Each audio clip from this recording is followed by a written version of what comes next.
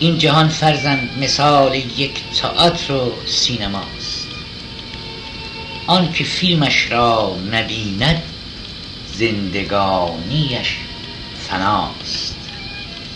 هر که داستانش بداند از جهان راضی شود، اوج لذت را بیابد بر خودش غازی شود. سر دنیا را بفهمد دل به آن باید نبست، از برای دیدن این فیلم می باید نشست.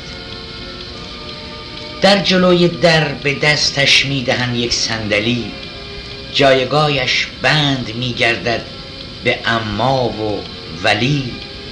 نمره و جا و مکانش در خفا گویند به گوش، دیگرش هرگز نگویند این صدا گردد خموش.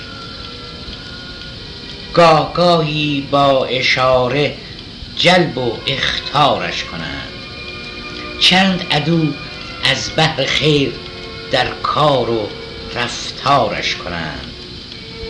تا که شاید پی برد بر رمز و راز زندگی، علت رسوایی و بدبختی و درماندگی. لیک جمعی بی هدف دنبال جایی بهترند، در شناخت راه حق ناپخته و کور و کرند. تا به مرگ راضی نمی گردند از مأوای خویش، غصه جولان فردا حسرت ایام پیش. عده دیگر بیابند در ردیفی خوب جا، بر سر و دوش من و تو میگذارند مشت و پا. با هزاران مکر و حیله جای ناحق میخرند، گاهی همچو صدام تا به شاهی میرسند. لیک دور از ماجرای فیلم های روز پیش، لیک دور از ماجرای فیلم های روز پیش. خسته جان و روسیه از کرده و پندار خویش، سوخت دل در آتش خصم و حسد. بی ثمر از زندگی از روز اول تا ابد.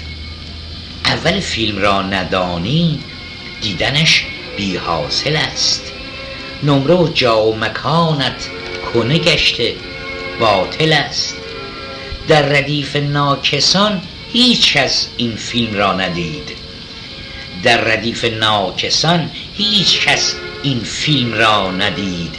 میوه عشق و گذشت و حق شناسی را نچید. جای فیلم بازی بیا فیلم را نگر ای بی خبر. ما به پایانش رسیدیم، تو هنوز هم در سفر.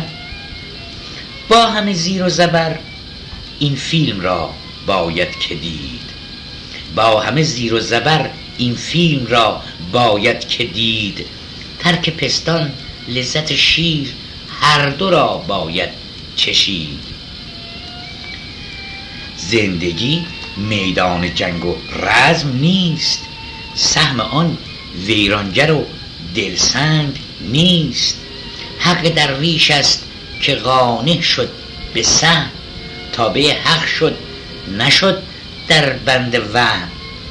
عشق درویش نقل فیلم و قصه این سینماست، قصه بیچارگی درد و غم امثال ماست. خنده ها بر اشتباهات، گریه ها بر حال ما، حال روز پوچی و برباد رفته مال ما. این جهان بردی ندارد باختش در دست ماست، این جهان بردی ندارد باختش در دست ماست. کم به بازی گر نشینی جای خود در راه راست.